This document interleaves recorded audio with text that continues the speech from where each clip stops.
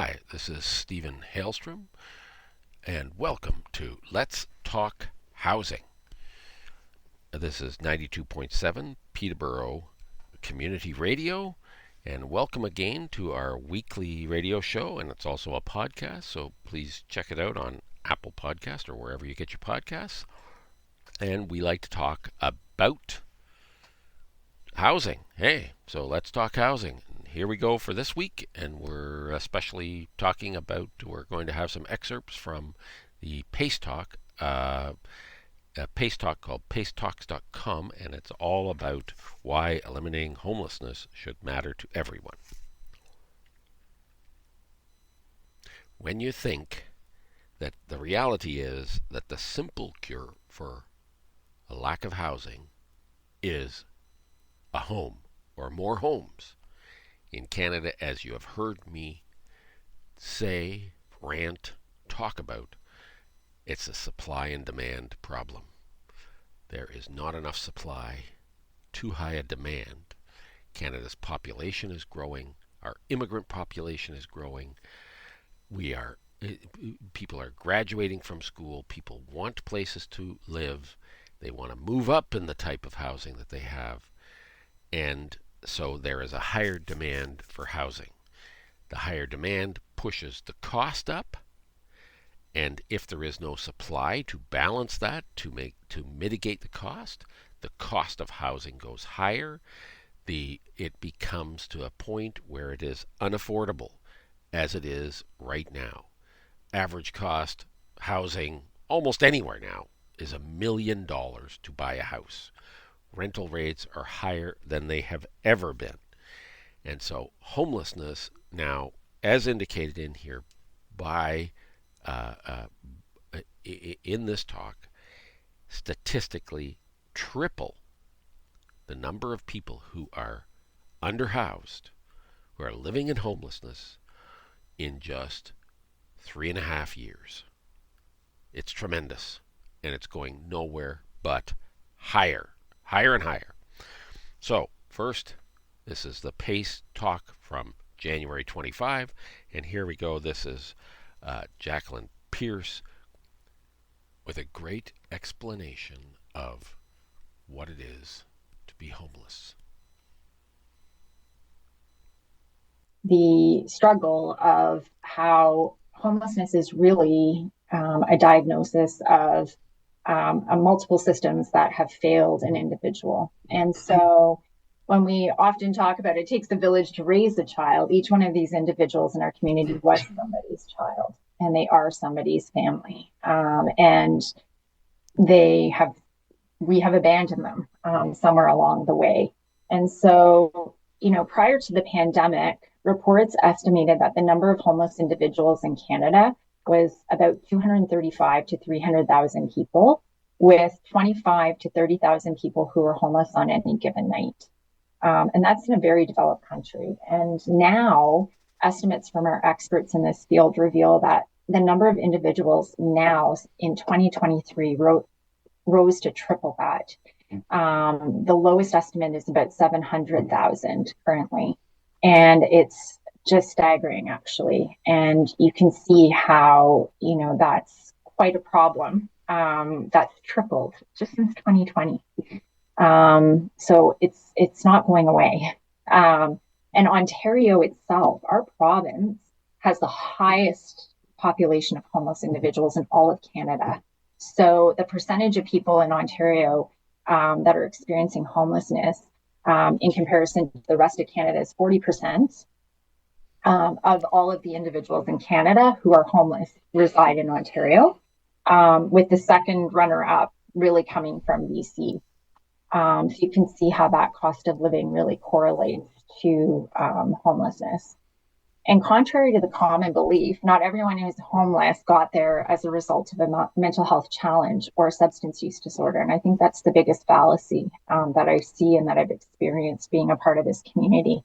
In fact, studies have shown that the percentage of individuals who are homeless that actually have a mental health condition is only about 30%. Now, the number of people who end up experiencing a mental health challenge or a substance use disorder after they become homeless certainly rises from there. And you can see the correlation as to how, the living condition then causes that deterioration of both mental, physical, and spiritual health.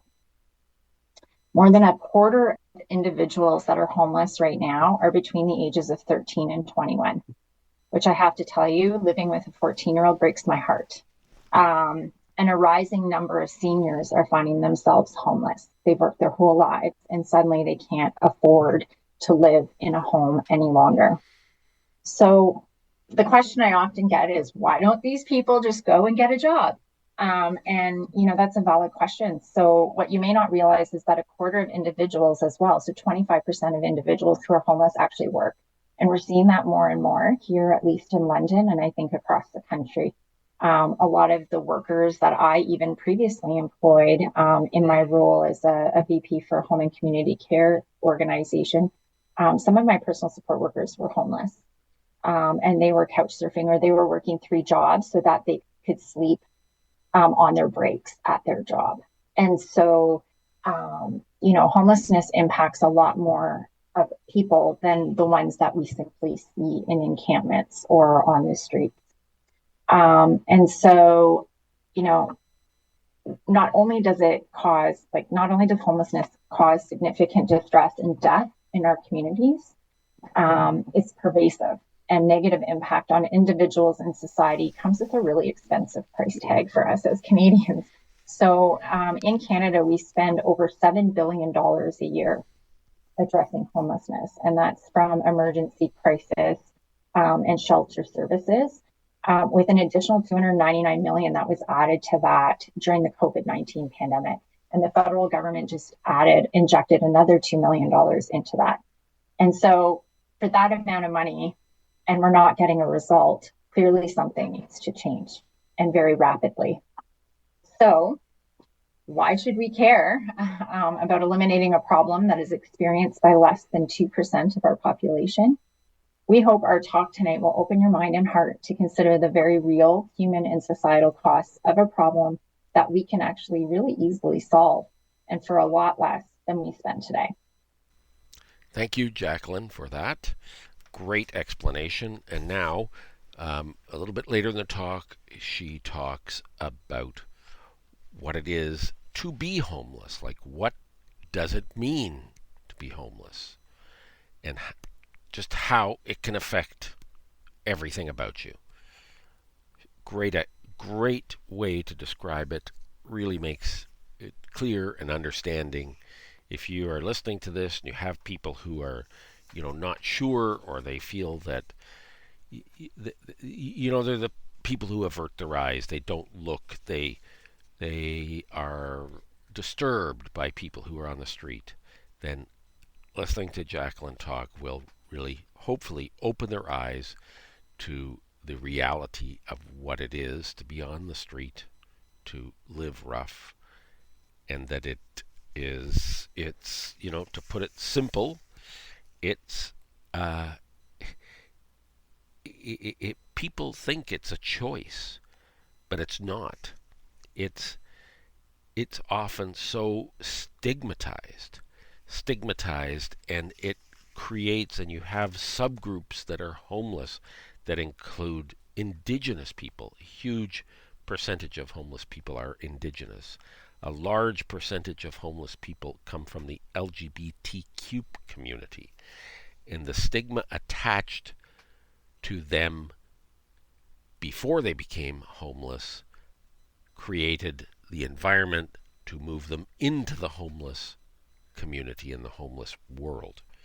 So when you listen to Jacqueline, it'll become very clear and very concise. She's fantastic. So what is homelessness? We thought it would be helpful to go through the definition, because homelessness isn't just those living outside in a tent. The term homelessness is not just, and I mean, homelessness now isn't just contained to urban centers, as you're experiencing in Cobourg and in towns and cities across Canada. We're seeing homelessness spread throughout our communities. And so while we usually look at the visibility of homelessness, you know, the visibility, the newness, the emerging issues are perhaps now more prevalent, can be associated with many emotions that you might have with having this in your community and being able to see it now. It may have been hidden in the past. A lot of people, we find homelessness also encompasses, so you'll see some of the images on the screen, not just what we call living rough on the streets, which is the encampments and people sleeping outdoors, but we also have people who live in their cars. They live and couch surf. People that are currently in shelters are still meeting the definition of homelessness. They don't have a stable place to call their own, and so the very visibility of homelessness in your own city. I know for myself, for others, it's very distressing, and it can also bring up feelings of fear, misunderstanding, and discomfort. And so there's a lot of different ways that individuals do become homeless. Um, when we look at the trajectory of things that can trigger someone to move into homelessness, you'll see that a lot of these things, when experienced in isolation, I know for myself, we've had family members, others that may experience one of these, really significant events in their life, interruptions, and that in and of itself doesn't lead them down the road of homelessness. However, for a lot of individuals, both that I've interacted with or, that we look at in the literature, homelessness is a result of a complex interaction of a lot of these factors. So usually it's not just one of these things, it's usually a combination that really triggers, sort of like pushes it over the edge, so to speak, right? They don't have a safety net of family. They don't have a widespread connection with friends. They may have a brain injury or a mental health challenge that is happening.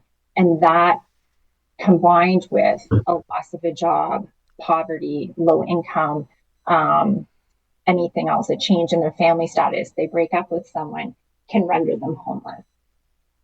So there are just really there are tons of pathways that people, and each one is really unique. And so it also is the challenge of when we are trying to create solutions, there is no one solution that is going to help solve homelessness. It's a collective and a community effort, I guess, is the point. So homelessness is, for people that are living in homelessness, it is a complicated reality. The biggest stigma that they face is often that people feel that homelessness is a choice, and that sometimes, that homelessness is a choice or a consequence of making poor choices. But often, and more often than not, it is a circumstance that actually has been inflicted on them for those that are structurally disadvantaged in our society. And what that means is structurally disadvantaged means when people face bias, they face stigma. So a lot of the youth, a percentage, about a third of the youth that are homeless on the streets right now, are part of the LGBTQ plus community. Members, they face bias, stigma within their own families and communities. And so they are no longer welcome in their homes or their populations. A lot of our Indigenous community members find themselves homeless as a result of systems that trap them in between, where they don't quite fit in one category or the other.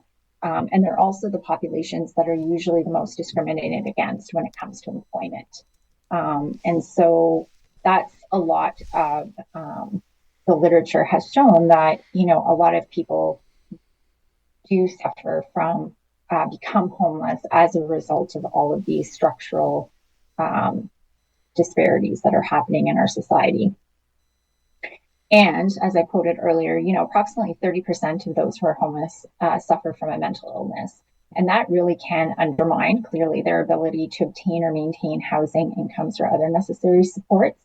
But more prominently, there's the reverse effect where people actually end up moving into substance use or mental health challenges as a result of being rendered homeless. And so that's the more frequent complication for them. And the opioid crisis in Canada clearly, no doubt, has contributed to homelessness. The other piece is, policies that have been dismantled. So a lot of our housing policies in the 80s from the federal government and others were disassembled. And that's when we started to see this trend of homelessness really creeping up in Canadian society. And that was the disconnection and the distribution of responsibility for housing amongst three different governments meant that there was really a lack of integration and in the alignment for the strategy around how do we have the right mix of housing and affordability and all of that to keep pace with the growth in our society. So another issue that has been inflicted on citizens that were really doing their best. They could find that they can't afford the housing that's available in their community. And right now, as you know, we are experiencing the highest cost of living that we have in decades, if not ever. And our housing stock is so low. The rental rates in so many communities across Canada, normally you could leave the urban centers and go to a smaller center and be able to afford housing, but also be able to builds a good life. And now people aren't able to do that as they're moving out of cities. They're finding that the cost of living continues to be high outside of these urban centers. Thank you for that explanation, Jacqueline. It's a wonderful, wonderful way to explain it. Now, we have the next guest that's brought in this PACE talk. And again, you can join yourself. There's no cost. PACE talks do talks about a variety of different things on a regular basis. This particular one is about eliminating homelessness and why does it matter to everyone. And next is a family physician, Dr. Daniel Pepe. I hope I'm saying his name correctly. It's Pepe, and really good guy. And you'll hear when you hear him talk.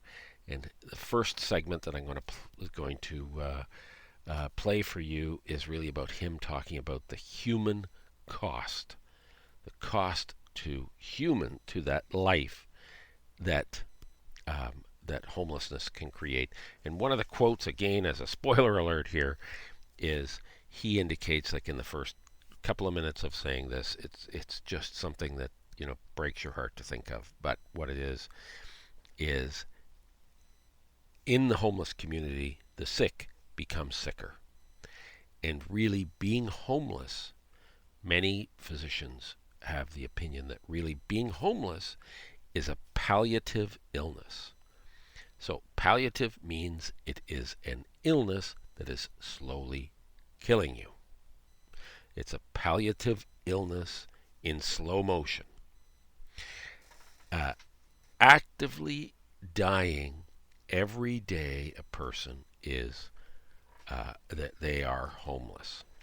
So just by being homeless, you are palliative and actively dying faster than other people, faster than the people who have homes, faster than people who have support, faster than our other friends and family who are not in this position.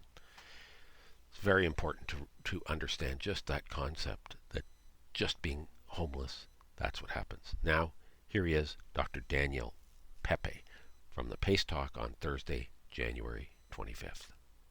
Thank you, Doctor. I think this is where I get to take over a little It bit. is. You get to kick in on the human cost. Okay, so the human cost of homelessness, and it's hard to really quantify, to be honest. But I looked at the first bullet point as you were talking, and I'm like mentally getting geared up to switch over to my side. And if you're sick, homelessness makes you sicker. So what does that mean? That means that if I saw you in my family practice, which is where I am now, and you had a little cough and a little pneumonia, which I'm sure most people on this call have had over the course of December to January, because it seems like everyone has been sick in the last 6 to 8 weeks, we'd give you some Symbicort, you'd have some amoxicillin, you might have a post-viral cough that lingers for 8 to 12 weeks, and I'd tell you, I'm sorry, but that's just what's going to happen. Homeless is a lot harder. you're dehydrated, you're cold, you might not have the best nutrition. Your medication might get stolen because someone might think that they're opiates and it's amoxicillin. Your puffer may get stolen because someone may need your puffer and say, I'm sick. They may take your puffer. All of those things are structural and environmental pieces that complicate the nature of being sick, well beyond what even I could comprehend. I didn't really understand how bad it was until I started to go for dinner.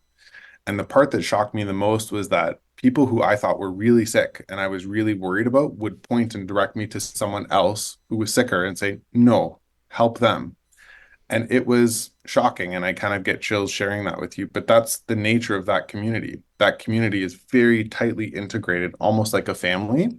And when you're let into that family, it's a very special gift. And I didn't really understand homelessness as a family physician because we come from a very privileged corner of the city in London. We are guarded away from seeing many individuals who experience homelessness because we have one bus route in and out. And really, unless you have a home or something nearby my office, you have no reason to come here. And that's where we practice family medicine. So going downtown into the core, you get a completely different view of the city. And when I started this job at LHSC, I went and met with the community health center leaders and just had a conversation with them. And the thing that stuck with me from the executive director is Scott Cordes told me that homelessness is basically a palliative illness in slow motion. Well, people are actively dying every day when they are homeless, and they are doing that in slow motion, but in some ways also at an accelerated rate. Because they don't have access to regular primary care. They may not have access to a health card. They may not have access to receive their medications on a regular basis. Even if they go to Emerge and we coordinate a bunch of appointments, they may not have the means and ability to know what day it is to come back on time. And then we, as a structure, the collective we, will then blame them and say, well, you missed your appointment. That was a choice. You missed it, even though they were maybe sleeping outside and had no concept of what day of the week it was.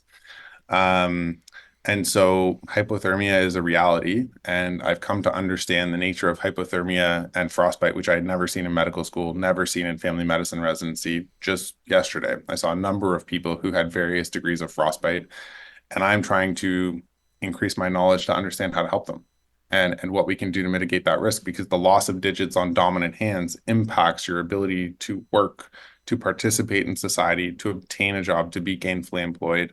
And I think, Jacqueline, as I was reading through the statistics in terms of being homeless, and, if you're homeless at 25, you're unlikely to meet your 49th birthday. I probably saw just yesterday 4 people who are homeless between the ages of 21 and 30.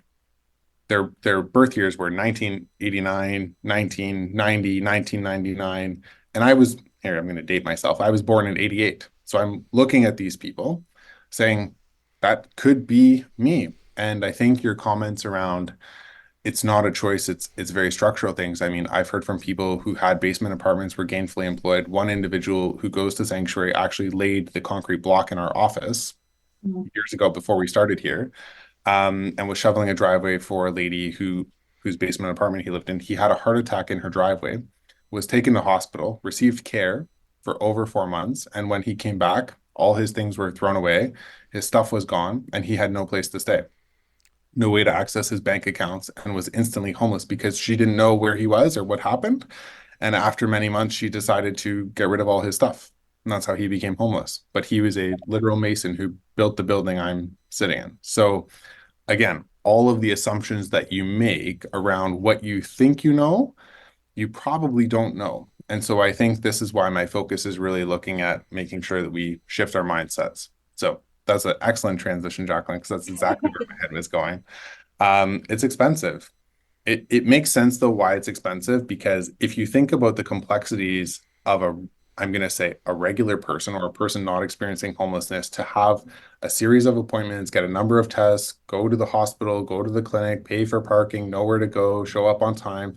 There are a huge number of assumptions of what has to happen for us to get from point A to point B. And so it makes sense when you don't have any of the advantages that others have, that there is a higher use of emergency departments, because you don't know where the walk-in clinic is, because you don't have internet, because you can't Google their hours, and you don't have the ability to make it to those walk-in clinics. So you go to the one place where you know you can access. It's, as Jacqueline pointed out, it's a survival instinct. There's also a significant cost of shelter and emergency care. Standing up and standing down a winter response year over year is expensive and complicated. I'm sure many of us have sat in meetings with many, many people. Each of those people make a good salary and they spend hours trying to plan the winter response. We barely get it together for winter. Winter's over, we tear it all down. And then in August, we start thinking, winter is coming again. And we do it again. And I think that's where the billions of dollars of funding comes from, is we're not thinking proactively. And I think this is where, as a family doctor, I'm drawn to this work in a lot of ways because I see all of the opportunities for prevention. And on the flip side, I see how all of the missed care and miscoordination is really distressing for not only the people delivering the care, not only the people who are trying to help, but also those who are trying to get help, those experiencing homelessness. It's a collectively traumatic event that happens over and over and over again. And it really depletes your hope and your ability to think that we can actually solve it. It's very defeating when year over year we do the same thing. People are outside cold. We need to do this. We need to do a drive. As a family doctor, I say, let's go in and let's figure out what's going on and try and get to the structural and root causes. We haven't talked to a great degree about the impact on small businesses and urban centers and rural centers, but we know that's a reality because people are experiencing significant challenges in terms of the weather. They seek out heat, warmth, and shelter anywhere they can. They're not doing it on purpose to be bad. They're not trying to disrupt businesses. They're literally trying to survive. I learned a couple of weeks ago that the sewer vents in our city are very hot and that you can cook an egg on them if you wanted to. I didn't know this, but that's where they gather because that's where the warm steam is coming up to stay warm. I didn't know that.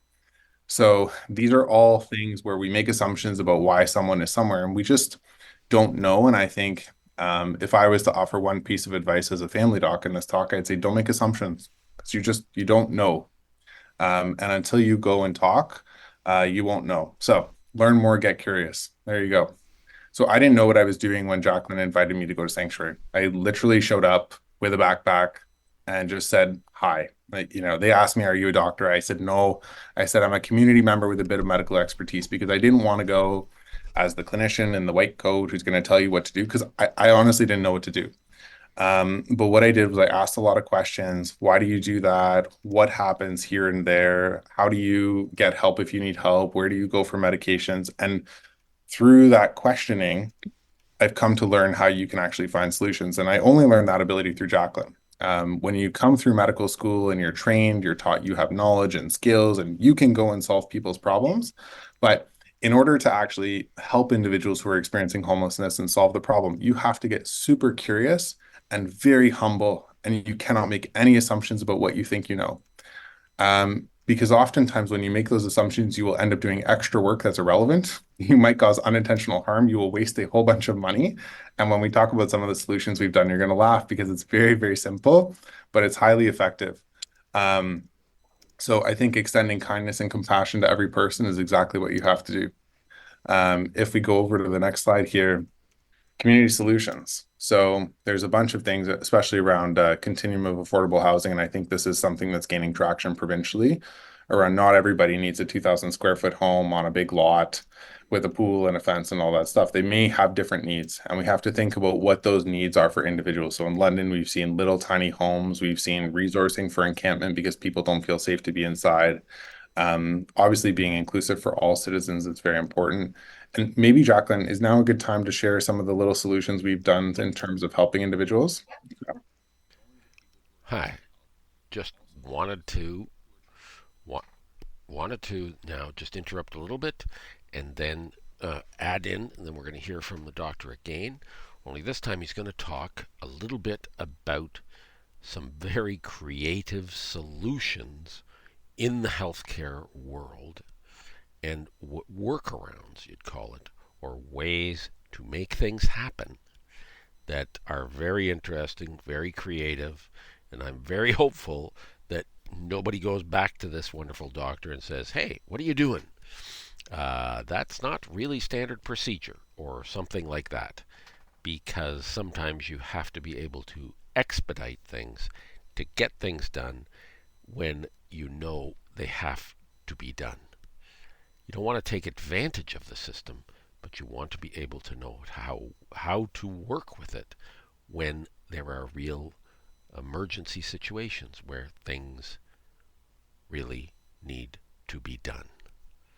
And these are some great examples. Take it away again, Doctor. So I'll give you guys a couple examples because I think they're very cool. They warm my soul very much. And I think it'll give you some examples of what you could do. Because you may say, I don't know how to build housing. I don't know how to do a continuum of housing, and I don't know how I can be inclusive for all people, and I don't know where to even begin. So as an example, one individual we met is about this close to returning to work, but his shoulder is a disaster. He injured it in a different province, came here and needed surgery. And so without even having met him, I was just working through the community support workers, and this is the trust piece. They had informed me what was wrong with his shoulder. So I asked him a few questions about, can he do this? Can he do this? Can he do this? And we submitted a requisition for an X-ray and an ultrasound because thankfully he actually had a health card, which is a barrier for a huge number of people. After getting that done, we found that he had significant problems in his rotator cuff, couldn't lift his arm, couldn't move it, and he wouldn't be able to work unless we fixed it. So I spoke to one of the surgeons and I said, I've got a guy I need some help with. So I just reached out to a friend and say, you're a friend, you understand shoulders, help me understand what I need to do for this individual. And he said he needed an MRI. So here we have the problem of coordinating an MRI with a dye injection for an individual who's living in an encampment, who doesn't have a way to orient himself to time, space, or the day because days blend into weeks, blend into months. And so what we did was we went to the most senior leaders in the hospital, presidents of the hospital, leads of diagnostic imaging, and I said, I have a problem, I need your help. So this is the community solutions. And now the last part we're going to hear from Dr. Pepe is about community solutions, about things that work in the community to actually make things happen. Really makes me smile. I love to hear about solutions. Not just, we're thinking about this, we're planning this, we're doing that. I want to hear real solutions, and these are some of them. And they said, well, maybe we can work to help him get that imaging. And again, as a family doc, I'm sitting here ordering imaging for many of my patients. And I noticed the pattern on one of the requisitions is that if we click the button that says WSIB, which is Workplace Safety Insurance Board, that scan seems to happen in a week. But if I just didn't click that box, it took many, many, many months. So I asked the question, I got curious, and I said, there seems to be a process to expedite scans if it's WSIB.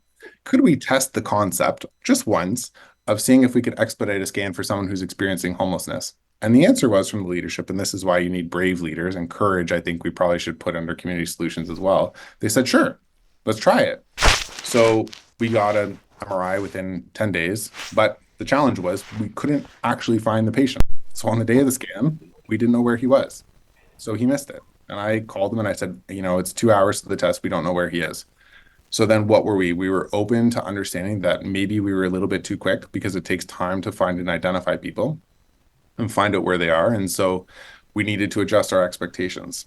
And so we did, and we were able to get him the scan. And now we're on to solving the next problem of, okay, the MRI confirms what the ultrasound shows. He's got a really bad shoulder. How do we get him on to the next step? And how do we support him moving forward? So that's where we are now. And we are doing this literally one step at a time, problem by problem, person by person, because everyone is unique. They have a different set of scenarios and problems and expectations and experiences. And you cannot apply a broad brush to a very heterogeneous group, which sounds like a lot of work and it's very overwhelming. But what we've seen over time is as we do this for one individual, now we've learned a way to expedite imaging for everyone. And the even cooler part is that as we design these pathways, they actually work for everybody else too. So I know we have to get on with time, but I'm going to tell one other 1 minute story and then I'll shut up. So the other story is we had a guy who was very hesitant to go to the hospital. He needed about 5 different appointments in a single day, which would normally be 3 hospital campuses, multiple hours of appointments, multiple parking over the course of months. We were able to coordinate 4 different diagnostic tests and imaging tests in a 2-hour period from 12 to 2, and we got him his own porter. So you guys probably have porters in your hospital. They take people from point A to point B. This porter was assigned to this patient to make sure he didn't get lost, he had a good experience, he was safe, and that someone was advocating for him every single step of the way. Kind of like a concierge or someone at an airport. So that's a very simple intervention for a very narrow segment of the population, individuals experiencing homelessness who are at very high risk. But I'm sure all of your brains could imagine if you had that for your appointments. And what if we coordinated them really effectively? And what if we gave you your own PSW so that if your mother-in-law with dementia was going and she was confused or scared, we had somebody to hold her hand and take her. So this is why you should care. Because as we develop these solutions for this very, very small segment of the population, it turns out they actually work really well for everyone else. And this is the thing that gets me super energized about this work, because the problem of homelessness is so pervasive and so significant that everyone is willing to get behind it and solve for it. And then it cracks open the door for us to fix all the other stuff that we need to fix. So I'll be quiet now, Jacqueline. Thank you so much. And now really is going to be the conclusion of this meeting, this PACE talk. And in this, Jacqueline will kind of round things up and then end with a quote and a poem by a gentleman, Daniel, who has lived experience. It's a beautiful poem. I'm going to finish with that, and then I'll do a final little bit of discussion about our show this week, and really appreciate everybody listening. Thank you. So I just wanted to end our talk today really quickly by, I love this quote. And, for all of you that are on the call, I'm so thankful that you're here tonight. It shows already that you have open hearts and open minds. And I do believe that that is the strength of any community. So all of you contribute to that strength. And so I thank you for that. And I think the greatest thing in this post-pandemic world that we have, the greatest threat that we face is really that fear and mistrust of each other and the polarization that has happened, not just in our ideologies, but in our income, our opportunities, and our ability to meet our basic needs. And so if we can band together, for those that need us most, I think that makes a stronger society overall. And the data is really clear that our society is only as strong as the commitment that we have to include every member in it. And so as we end our presentation, my friend Dan, I asked him to share a poem that he wrote. I heard it last night, and it's really a tribute to one of our community members. We lost a member of the sanctuary community and a community member in London on one of the coldest nights of the year in one of our parks. And, no one was there to witness their death. And so I just asked him, as part of his processing that experience, he wrote this incredible poem, and it's very powerful. And I thought I'd let him share it with you to end our talk today. So thank you for inviting us. This world is not for them. And in the metropolis without a soul, the necropolis that hates itself, where the hard-hearted walk past urban campers, laid out on the street, avoiding eye contact, rushing, walking past those sleeping rough, nameless, faceless, perceived as unreal, not persons, not worth attention, not any intervention nor mention, not a call to 911 emergency, a cry for help for the excluded falls on deaf ears. Here, where the unloving walk past Angel Street, where rough sleepers are left for dead between the Roman Catholic Cathedral and the Baptist Church. Some who have not been there, not knowing differently, seem not to flinch, buying body bags before food and soup, clothing before offering safe shelter or a good roof. Pretenders like that hoard up dead capital stuffed in mattresses for the end of the world. Cash cannot be served in the soup kitchen as food, loving the dark root, bitter stew. And those enduring, persevering poverty on these mean streets are found dead in the park in the middle of winter. No friend or family close by to call for help. Rest in peace. Wow. Powerful words. Powerful, powerful words that we all have to understand. First, for this week, I really need to thank Pace Talk and specifically Jacqueline Pierce and Dr. Daniel Pepe. for doing this and presenting all of this information. And by the way, just so again to reiterate, it's pacetalks.com.